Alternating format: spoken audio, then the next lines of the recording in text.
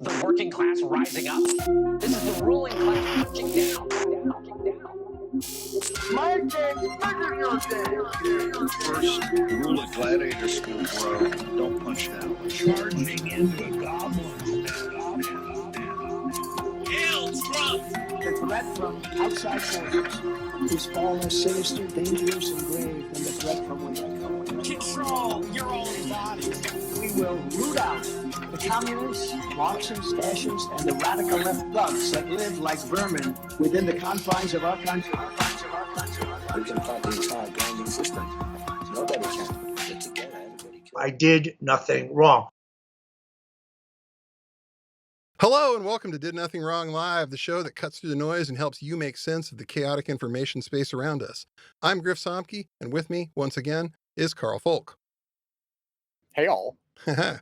In today's episode, we talk about the really horrifying bill that just passed and what effects we're likely to see going forward as a result, and spoiler alert, they're all really bad. We also discuss Elon Musk's new political party, the quote, America Party, unquote, and speculate on how long until it explodes like a SpaceX launch. And we're also really going to talk about the ghoulish and toxic tendency some people have to cheer for natural disasters causing the deaths of people who live in states that don't vote right. Thanks again for your support. Keep listening to learn more, and remember to smash those like and subscribe buttons. Like ICE will probably be smashing in all of our doors here shortly now that they've got a bigger budget than any other government agency. Terrifying. Some days when we do the intro, I just shake my head, and today, I'm shaking my head, but I have a headache. Yeah, because you can only shake your head for so long before all of a sudden it's like you feel like your brain's rattling around in there. And I think we're almost at that point where it feels like my brain is, in the words of the Ramones, my brain is hanging upside down. Yeah.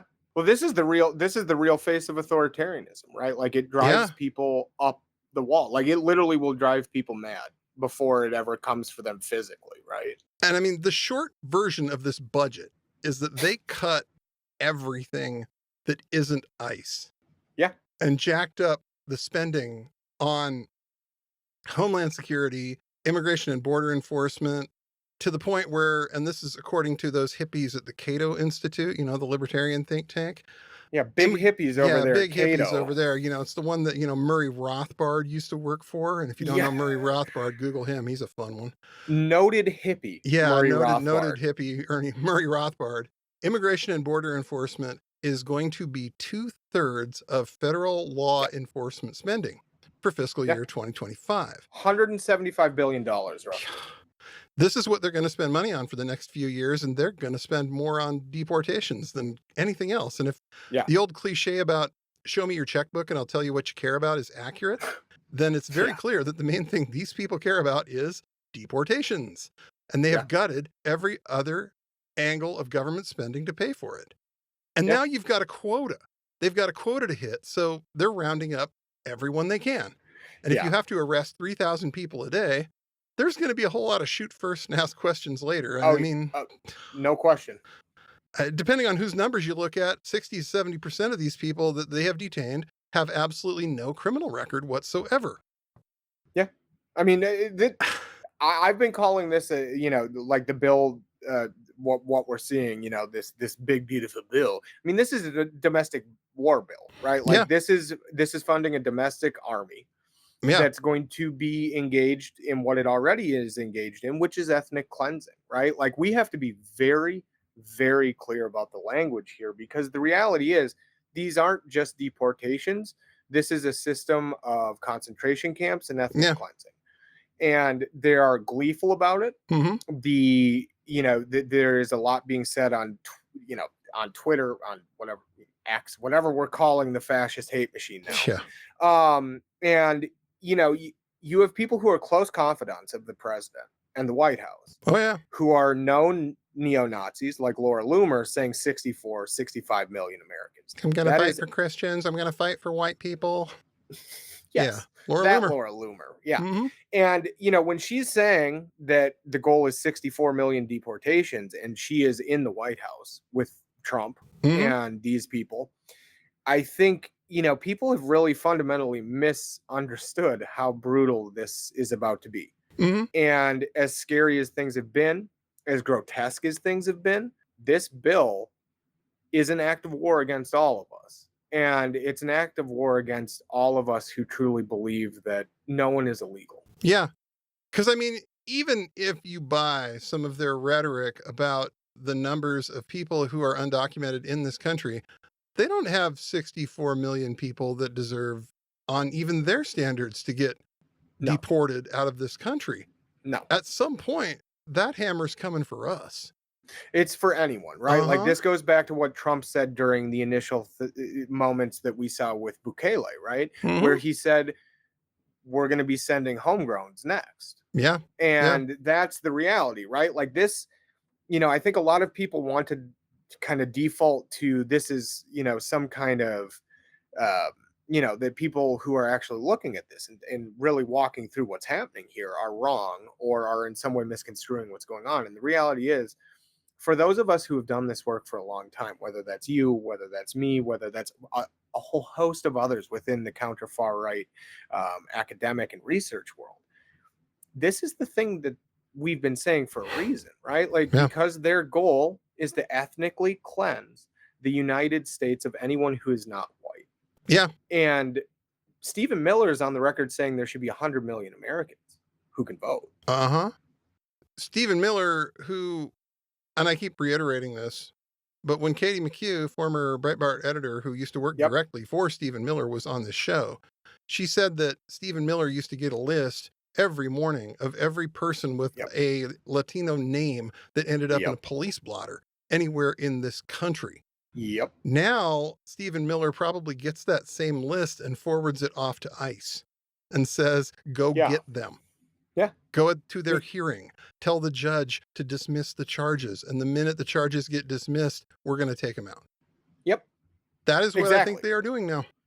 Yeah. No, and I think, we've seen evidence to where Miller really holds the reins, right? Yeah. Like, we're seeing that in how it's being, ICE is actually functioning, but also in how the language and the propaganda around ICE is being put out. This is all very much within the white nationalist neo-Nazi circles that he runs in. Oh, yes. And, when they're pulling historic imagery using AI to create alligators and calling things alligator, Alcatraz and all these horrifying things instead of what they are, which is a concentration camp that's using the imagery of, mass murder of Black people in the South. Alligator Auschwitz. Literally. I mean, like, let's these be real people, for a minute here. these people literally are using the imagery of, that's associated with lynching, with what was done to Black people and Black families and whole communities in the South from time immemorial, right? And so they know exactly what they're doing. This isn't an accident.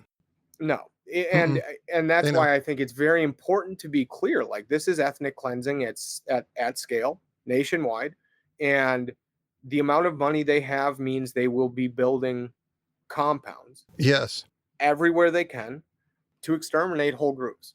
And if you've ever worked in a big corporation or worked for the government or worked for anything that does budgeting, one thing that you know real fast is that when you have an enormous budget, you have to spend it every year. Because if you don't spend it, then you get asked why you didn't spend it, and maybe you don't really need that much money going forward. Maybe that was a little too much money we gave you. So ICE is going to spend every bit that they can of what they have been given in this budget.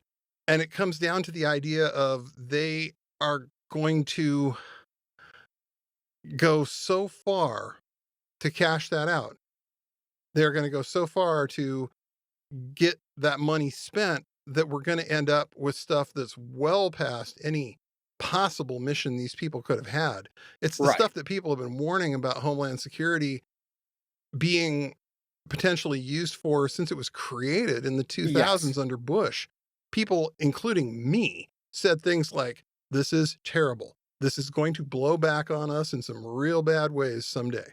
somebody's going to get a hold of this thing and they're going to use it for really nefarious purposes. You may think right now this is only going to get used against the scary terrorists, but I'm telling you right now, it isn't.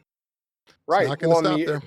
Well, and ultimately you redefine what a terrorist is at that You point, have to. right? Like that's how that works. And we did it then and we're doing it again.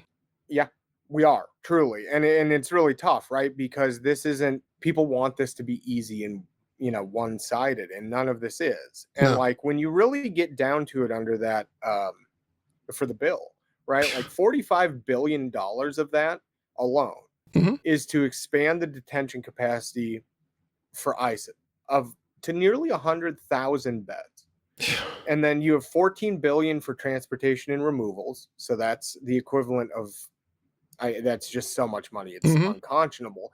And then even if you take the kickbacks to their friends out of all of that, it's still a ton of fucking money. It's such an exceptional amount of money that it's shocking, right? Yep. And then you have 8 billion to hire 10,000 new deportation officers, right?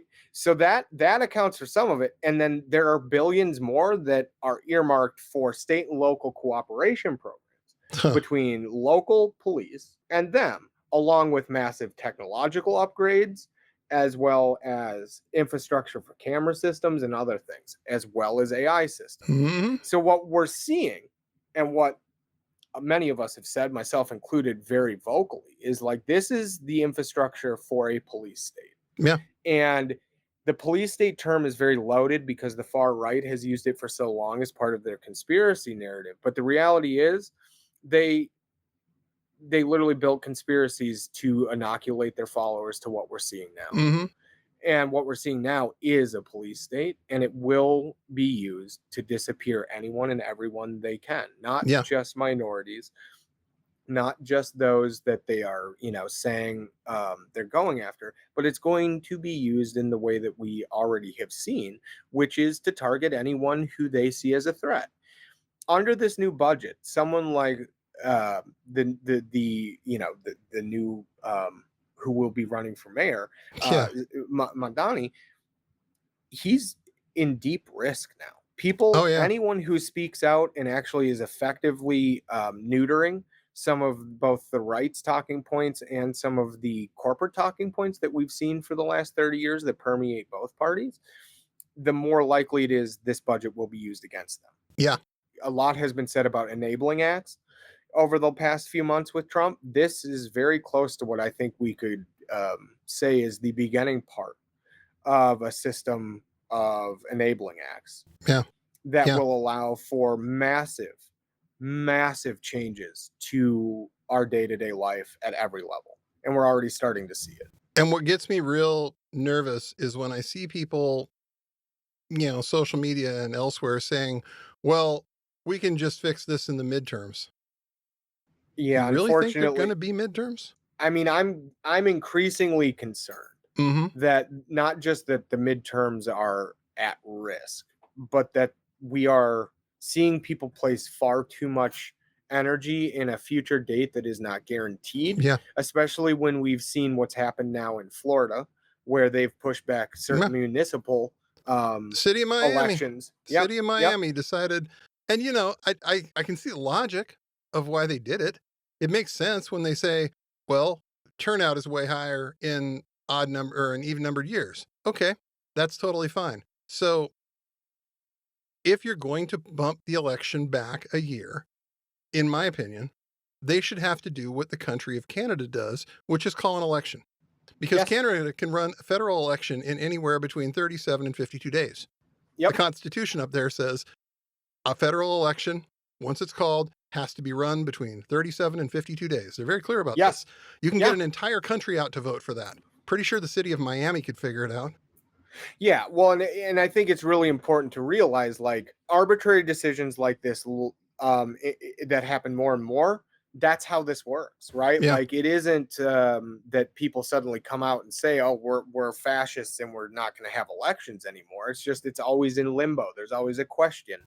You know, and you couple that with what has happened in New York City since the primary, and you actually see a pretty solid constellation of systematics running, right? And those systematics really do point out that Trump and the Republicans will do everything in their power to make sure that free and fair elections don't happen if the person who's being elected will literally go against them at every level. Yeah.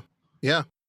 And I'll tell you what at least makes me feel a little better about all of this is that there's a new political party on the horizon that promises to solve all of these issues with corruption and everything else. And, you know, the guy's got an amazing track record of living up to his promises. And, you know, he never overpromises and underdelivers anything. No. Give it up for Elon Musk and the America Party. He is Yeah. starting a political party. And, you know, again, who knows how long this is actually going to last or whether it's true or any of the rest of it. Because, I mean, this whole thing reeks of fucking kayfabe. Oh, Well, let's it's have him all- and Trump have a fight and let's have this start this new party. It's like, fuck off. And I don't I've seen actually this even, movie. I wouldn't go down the kayfabe route even. I just look at this as someone who is pissed, who is also, you know, a fucking Nazi, Mhm. and decided to take the name from Another history Nazi party? yeah, from another Nazi Back party. in the day? You know, and he's appealing to his base, which is a bunch of David Duke clones and a bunch of guys who have pretty much effectively said the only goal here is to do what we like, whatever horrible thing that is. Yeah. I don't even believe it's real, right? Like the guy tweeted, now the news is treating it like the guy went out and friggin' planted his flag on Mars, even though like we're still waiting. We're still waiting 20 years after, or 10 years after the fact for that to happen. Has SpaceX actually made it out of, like, you know, high orbit? Near Earth orbit? Near Earth orbit? Have they made it out? That's a great, Just I out mean, of curiosity? pieces of a couple of the rockets must have, considering how bad they exploded. Occupy Mars. Yeah. Good luck. Yeah. I think this is going to be an Occupy Mars on your laptop kind of thing. This is like a Kerbal Space. If he's doing it in Kerbal Space Program, maybe, right? Like he's occupying it on a computer program. He's definitely not doing it in real fucking life.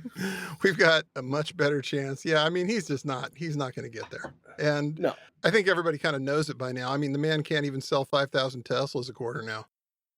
Like literally, it's kind of hard. It's the biggest flop in automotive history. Makes the Edsel look like a Honda Civic or something at this point in the game.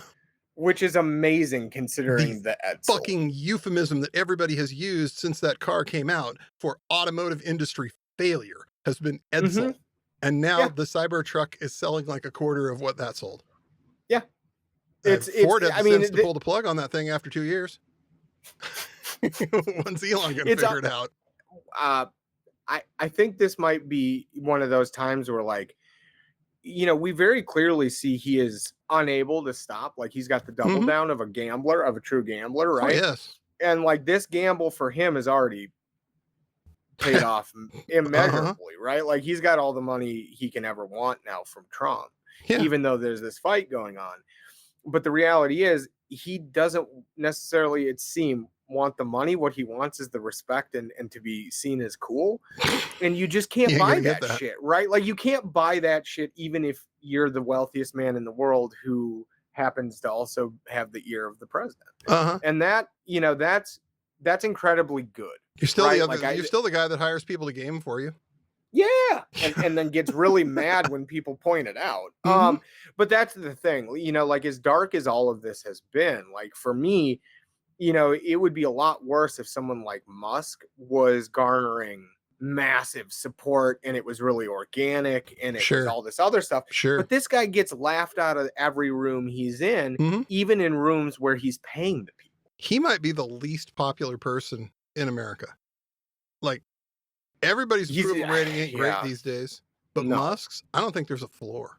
I think it's like Silicon Valley tech bros who probably laugh at him behind his back that are on his side, and that's about it. And even they, I don't know if they're really on his side beyond how do we get his money, right? Like it's really, I think there's so much of this like kill or be killed social Darwinianism of sorts within the, you know, the wealthy elite, but more specifically like that part of the Silicon Valley elite that like they don't care as long as they get what they need out of them. Who cares? You know, this isn't, there's a lot of lists that is ideological, right? Like there is a big Curtis Yarvin dark enlightenment, neo-reactionary techno-fascist part, but there's also a part where it's, you know, people just, the guy sucks. Yeah. Like, the guy sucks and everyone knows. Absolutely zero charisma. Yeah. Just, I mean, how many kids has he got and how much did he pay the moms? This Yeah. is just, comes out to press conferences just drooling out of his head on ketamine. It's Yeah. very clear that this guy is like not okay, but he's that rich guy that people put up with because he's got so much money. Yeah. Well, and I think a lot of people on the right especially thought he was on their side when the reality is he's just a racist who wanted to get power, right? Mhm. Like, and that's a big difference than the rest of the racists who want power on that side. Yeah. Yeah. It's an absolutely huge difference. And it worked for him, kind of until it didn't. And now he's trying to figure out either a way to get back in, or this is like his somehow attempt to get back into the game. He's just, Right. it's hard to say what the real end game is here, but like Yeah. you said earlier, the minute we see some FBC paperwork with his name on it, then we can take this thing seriously. Well, and that's how I feel about it, right? Like, anytime Musk puts out a tweet and then we have this firestorm of press, this is the Trump thing, right? Like, where they're trying to kind of make fetch happen. Yeah.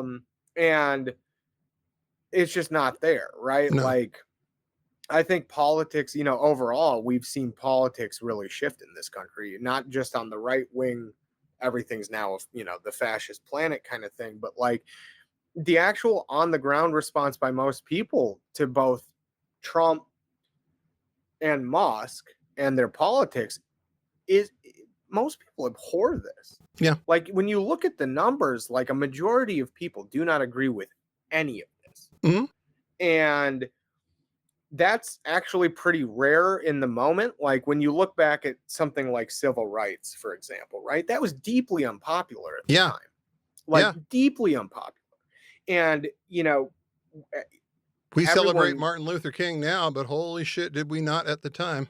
Well, and it's a really sanitized version now, right? Because of that anger, because of that vitriol, he had to be sanitized, right? And it's the same thing we've seen with other really powerful kind of revolutionary or horrifying moments where it gets plucked out of a timeline of contextual history. Yeah. And it gets turned into a singular event that's kind of in a vacuum and doesn't have all, the huge tendrils into other things that that they do. And, that's tough. People want some simple, like, oh, well, we can fight this way or this way or this way. When the reality is, like, there are 1,000 different things happening at any one moment, and it's very rare to see a growing consensus in that moment against the negative, what we all know is negative. That's very rare. But we're seeing that. We're seeing it. And that's the part that's amazing, is that there are still hundreds of people at every Tesla dealership in the country every Saturday showing up with signs. And we are still seeing people in the streets protesting ICE. We're seeing millions of people come out when they've had enough lead time to protest, to say things like, hey, no kings. And regardless of how bad some of the organizers of these protests and these events try to fuck them up, it doesn't seem to matter, because people want that. People want to make their opinions felt, and they're willing to do it regardless of how stupid and inconsistent some of the people who have put these events on have been. No, there are huge problems, right? And this is one of those universal problems with a truly decentralized movement, as it looks the 5051 is. Yeah. And, it does appear to be decentralized, and it does appear to be like, I fully believe it is, right? Like, looking at their paperwork in this, they're a mess. It's terribly a mess. They're, as much as I think some of us would, would say this is some, like, Democratic National Convention. The fuck it is, right? No, fuck no. This is a truly decentralized thing. The paperwork would be more in order. They'd have more. They'd have their shit together. Yeah, and honestly, I'm more on board having it be decentralized. Same here. Than anything else. The Democratic National Committee cannot get anywhere near this and have it stay real. No. But they're also, this is the other part, right? Like, there are issues, right? And there have been some deeply problematic things, but there is an appetite, and people want a way to push back that feels like they're actually doing something, and giving them that is good. Hmm. especially as it does appear it's opening the doors for other people to kind of give themselves permission to keep walking down that road of protest, direct action, educating themselves within those spaces too, as to where maybe they've had blind spots to either historic racism or injustice of some kind. Yeah. And it also shows that, like, this isn't scary in the way that a lot of people think it is. It's more scary to take the first step and say, look, something's wrong, Yeah. right? Than it is to go and say, wow, there are a bunch of people here who are all saying it's wrong too. And they And all look a lot like me, and we're all yeah, saying kind of the same thing. Maybe yeah, there's something to this. there's an entry level thing with the 5051 Yeah. rallies that's incredibly important, right? Like most people, most people in this country think, and aren't going to just show up, aren't going to just appear out of the woodwork one day as like Black Bloc Yeah. or Not gonna as, happen. or as communist vanguarders, right? And honestly, that's probably good for all of us that Yeah. we don't have massive polity shifts in that way. But also, this is right in line with who we've always been as a country, right? Like Right. on the ground, this country is radical as hell, likes to be loud, and hates this kind of shit. And we Right. always have, right? Like historically, if you look at something like the 1910s, right? Like that's an era that I've been thinking a lot about in the context of Trump and the response to Trump and the racism of Trump and all of this. Because that was an era where, like, it was, again, big change was happening, both technologically and politically and demographically and all these things. And, I mean, hell, people were blowing up like the LA Times. Oh yeah. They were literally, anarchists were literally throwing bombs, the true rednecks. So when I say that, I mean, mine workers and other Yeah.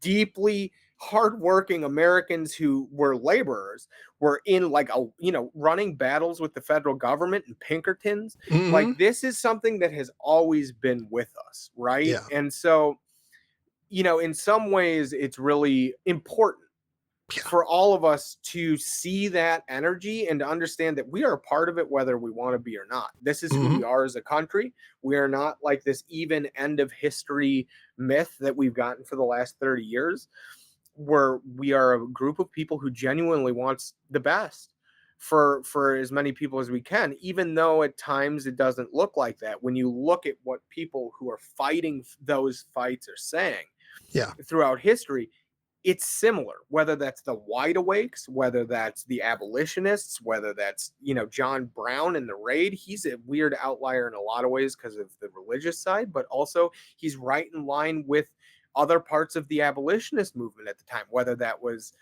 the Mennonites Yeah. or whoever. And I think that's really important for people to remember. Like this, we fight for the soul of this country every day. Yes. And that's never changed. And the fact that we believed it did for a while is in part the reason we're here now, is because we thought that you didn't have to fight for it every day. And other people did. Hmm. That's And the they problem made with a an end plan. of history narrative, is that people Yes. get lazy. They think, oh, Yes. well, hey, it's all going to be fine from now on. Demographics is destiny. And they don't realize that there was like going to be the enemy gets a vote here. Yeah. And the enemy And figured out how to make their vote pretty effective. well, and they built the infrastructure, right? Uh-huh. Like the thing that, I think we all forget is like civil rights, for example. Right.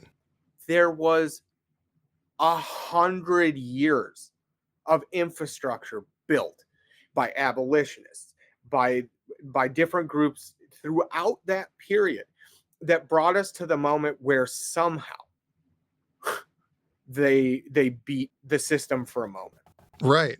And just long enough. just long enough. to No, get this literally. done. And yeah, and that's the thing, right? And it's also, personal, like people's personal choices come into play in moments like that, right? Like Yeah. LBJ made the decisions he did because he felt conviction to do so, right? Yeah. And there was also probably political calculus. He also, like there none of this is simple. No. None of it's binary, none of it's black and white. None of it's the simple, kind of nonviolence one narrative.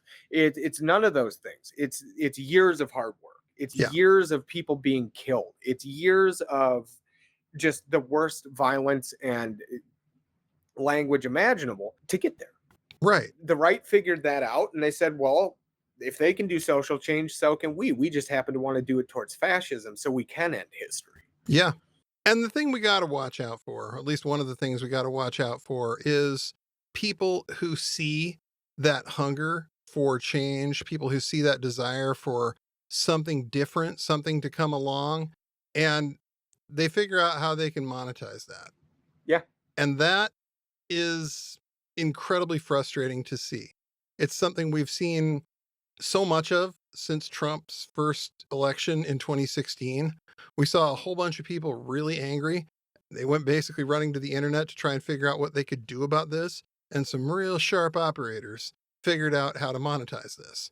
And they're still around. And a lot of these people are, failed grifters from one stripe or another. They're Republicans who realized that they weren't in with what Trump was doing and they weren't going to get to gravy train themselves on that. And you saw a real shift, I think, in how these people got other people to refer to the people that they opposed at that point. Like, for instance, there was some real bad flooding in Texas this week. A lot of people died as a result of this flooding. They're still tracking down bodies. They're still trying to figure out what happened in some of these cases. The Guadalupe River, not a drop of rain in the area recently until it started raining. And then the river rose 26 feet in an hour. Yeah. And by Saturday afternoon, 43 people were dead, 15 children. Yeah. Yep. And I don't care who you are. That's a tragedy. People died. Of the worst kind. You're cheering for that, and you're saying things like, well, they got what they deserve for voting the way they did. I mean, that's awful. That's ghoulish. That is an abandonment of your humanity, right? And like, this is one of the things where, like, if you are preying on people who are looking for hope in a moment where things feel really hopeless, or you're preying on people who need a community, and you start injecting people in red states need to, deserve whatever happens to them narratives. Yeah. I mean, that kind of poison. What's the functional difference between that and saying that blue states need to have the wrath of God dropped on them for doing abortion? There's no difference. None whatsoever. Exactly. And if you agree with that sentiment that kids deserve to die because their parents, maybe not even somebody they know, voted the wrong way, then do me a favor. You can hit stop on this podcast and stop listening to what we do right now. Yeah. No, literally. Yeah. We don't want your money. I don't want you. Try to listen to what I've been saying, what Carl's been saying, what Jay had been saying. We don't buy into any of that. I mean, if you want that, Midas Touch is right down the street. You could go there. And go talk to Ron. Right. Ron Filipowski, man, step on up, buddy. Yeah. Because I've been doing this for like almost 3 years now when it comes to podcasting. And one thing I've always tried to make very clear is that the vast majority of people in this world live under some pretty shitty government. Yeah. But that doesn't mean they deserve to die. No. Example, Vladimir Putin is one of the most evil pieces of shit humanity has ever managed to produce. That does not mean I want Russians to die. I want Russians to have the chance to do something they've never had the chance to do, which is live under decent government. Amen. I would say that about the people in the CCP too. I don't have any use for the CCP, but boy, there's billions of Chinese people who do not deserve to suffer under this.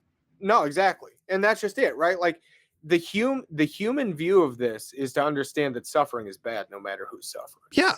Right? And like, yes, fascists deserve to be tried and they deserve to be dealt with through the legal framework that we understand. Exactly. That's a whole bunch different than saying they deserve to die miserable deaths. Yeah. When most red states, and again, this gets into the bigger argument that you and I have had with others and exists across a lot of spheres. The red state, blue state, kind of way of looking at this is incredibly dangerous because it dehumanizes a huge portion of a population that was born into a place that they couldn't change because the politics were already authoritarian around Right. them.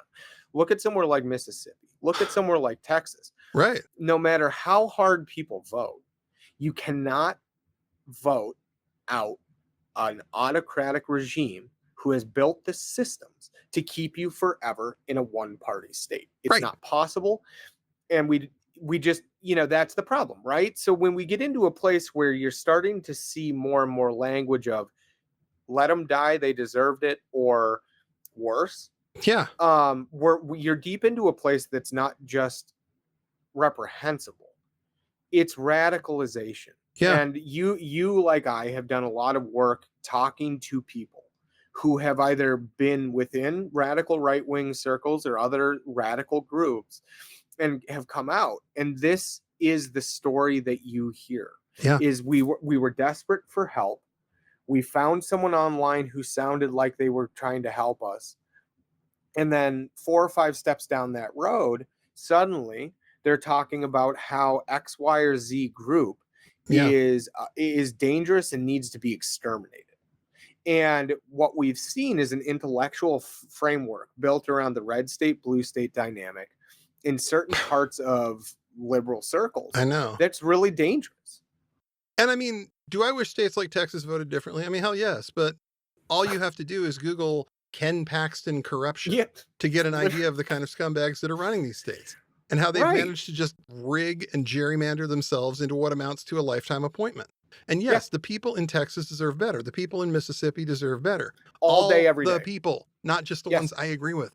And until you find a way to get rid of Ken Paxton and those like him, they're not going to get anything better. And their lives are only going to get worse. I mean, that man's running for the Senate now. Yeah. And I don't think blaming people who have been historically disenfranchised and are still being disenfranchised to this day is helpful. No, I think it's really fucking awful when people die in natural disasters. It makes me so fucking mad to see people who are supposedly on my quote unquote side cheering for that. And if that's how you feel about it, you can go sit with MAGA. Yeah.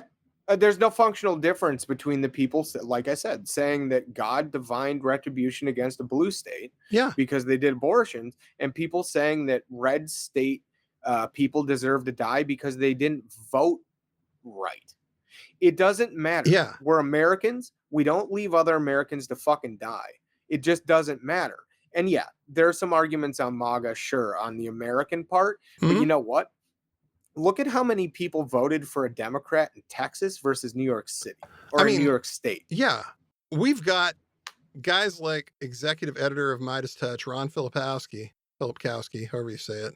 Yeah. These people in Texas voted for government services controlled by Donald Trump and Greg Abbott, and that's exactly what they're getting. And then somebody comes in and makes a point that, hey, Texas has a population of 31,290,831. 6,375,376 people voted for Trump. That's like a sixth of the people who lived there. And, the rescuers probably aren't checking to see who you voted for before they're hauling you out of the water. No. So you're talking about like a sixth of the people that live in this state voted for this. And your high and mighty ass seems to think that they deserve it because a sixth of your population voted for this awful person. And that's not how we function. And that is not how we can go forward and be anything resembling a democracy and anything resembling human.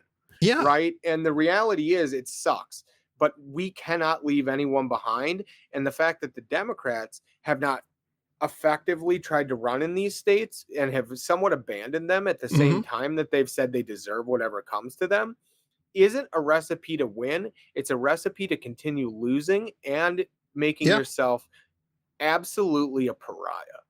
Yeah. And that's it outside of the disgusting anti-human part of it. It's deeply un-American. Like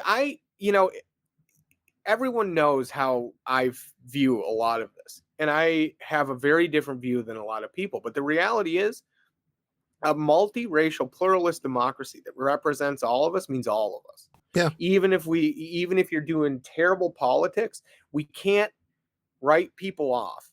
Now, there are certain parts of MAGA that have to be written off and we got to deal with. Right. But a vast majority of people yeah, they might have voted for Trump. And can I Not a- say it's fucking amazing that like those parts of MAGA that I would be just totally loomer with writing off, like Laura Loomer, are actually working with people like Ron That's and have been what I. for a while. That's the part Yep. that drives me like up the wall. It's like, just because I may agree with one of these people on something, and I might. Right. I mean, I haven't Yep. looked at every policy position Laura Loomer's got. For all I know, I do agree with her on something. But I don't, but it also doesn't fucking matter. I wouldn't Yeah. work with her. I Right. wouldn't boost her Right. content.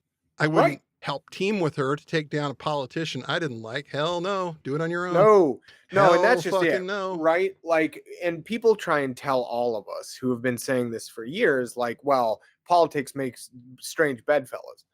I'm sorry. Doesn't have to. If your bedfellow is a fucking Nazi, No. but not your local democratic socialist, well, there's one reason you're making that decision then.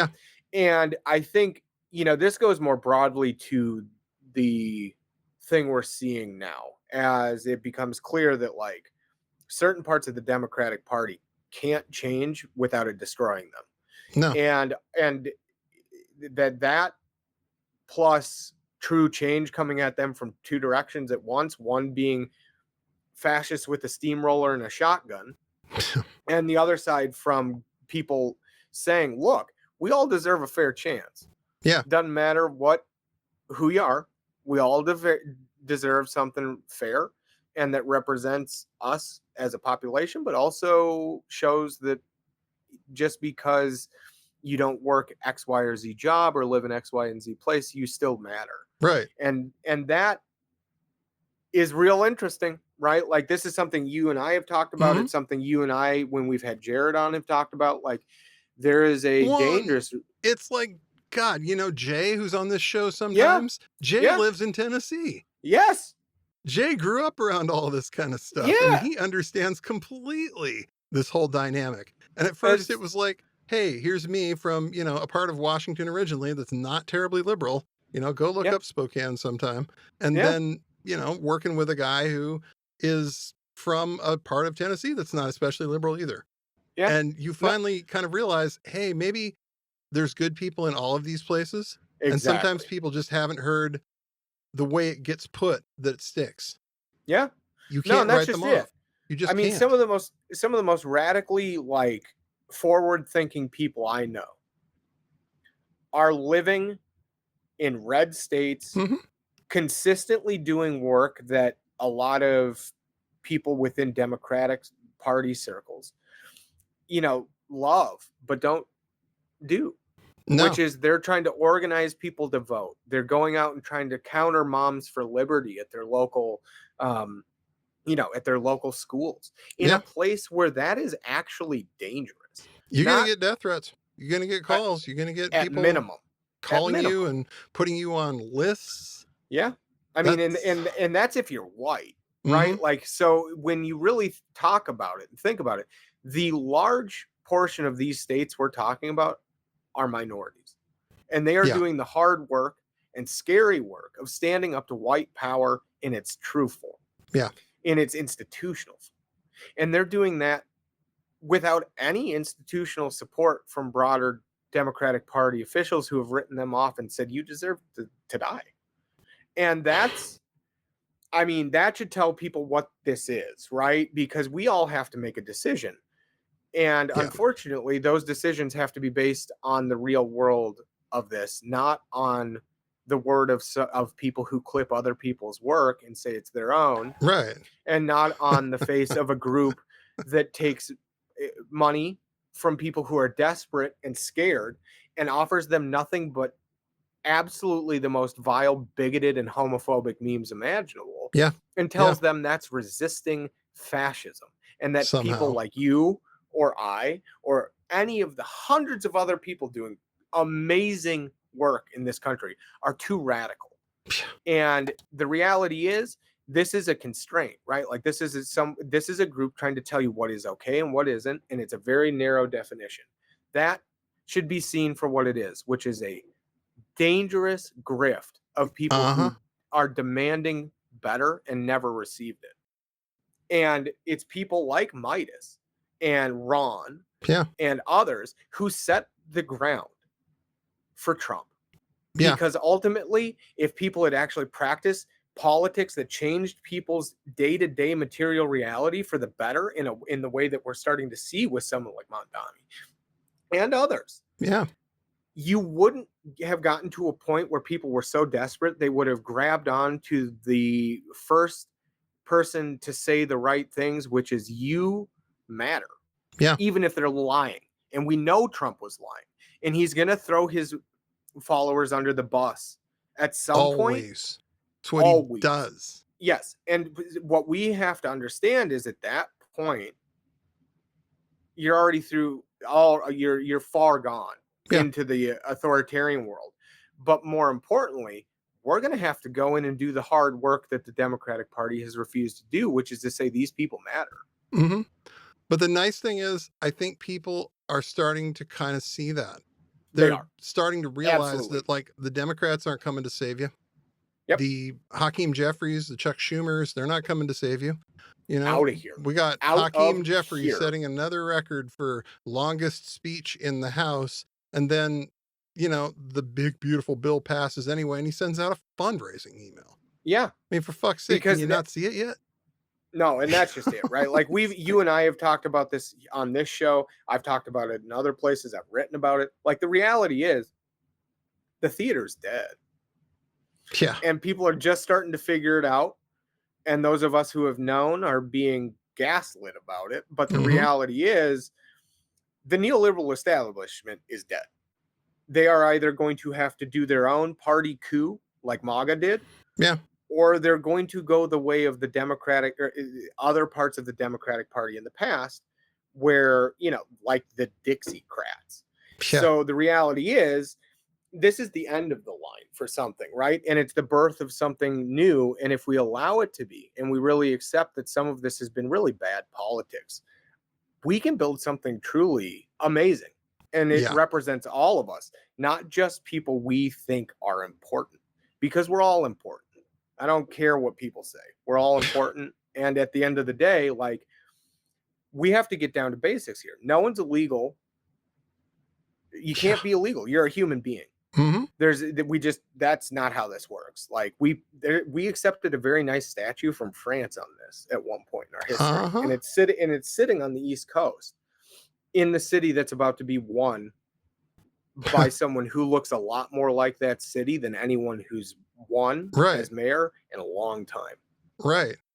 And it'll be real interesting to see after all the demonization, after all the shit talking, after all the stupid little scandals that they've tried to dredge up about this guy. It'll be real interesting to see how after a couple of years of this guy running the show, how people feel about it then.